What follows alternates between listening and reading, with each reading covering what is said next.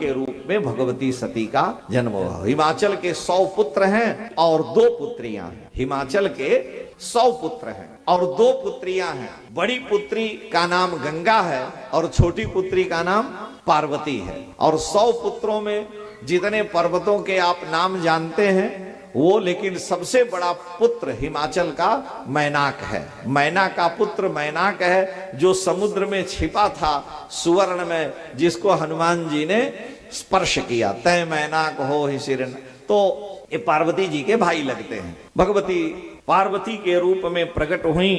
नारद जी घूमते हुए वहां पहुंचे तो भगवती पार्वती की हस्तरेखा देखे। बालिका हुई है महाराज के यहाँ। नारद जी हस्तरेखा देखने में बड़े कुशल हैं। नारद जी ने देखा और कहा कि हे महाराज, आपकी पुत्री समस्त शुभ गुणों से संपन्न होगी और हर प्रकार के शुभ गुणों से संपन्नता के साथ साथ यह संसार में समस्त स्त्रियों के लिए वंदनीय पूजनीय होगी। इसका नाम स्मरण करके स्त्रियां पतिव्रत धर्म का फल पाएंगी।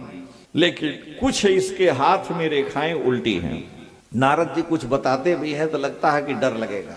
उन्होंने कहा कि सब कुछ इसके लिए रेखाएं ठीक हैं, लेकिन कुछ अवगुण जो इसके हाथ में है वो बड़े विचित्र हैं। अगुण अमान मातु पितुहीना उदासीन सब संशय छीना।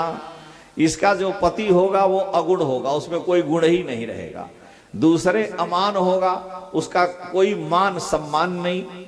और मातु पितु हीना, उसका कोई माता पिता नहीं होगा। उदासीन रहेगा और सारे संशय छीना, उसको कोई संशय नहीं रहेगा। संशय सुन अर्थ दूसरा है, बोल नारद जी दूसरा रहे हैं। दोनों का अर्थ अलग अलग है। जोगी जटिल अकाम मन नगन अमंगल वेश अस स्वामी यही कह मिलही परिहस्त असिरेख। इसके हाथ में रेखा है। इसका पति जोगी होगा, जटा वाला होगा, अकामी होगा और नग्न होगा, अमंगल वेश होगा। लेकिन अगर ये तपस्या करे तो इसको संभव है और ऐसे पति मिला। और ये सारे लक्षण शंकर जी में हम देख रहे हैं।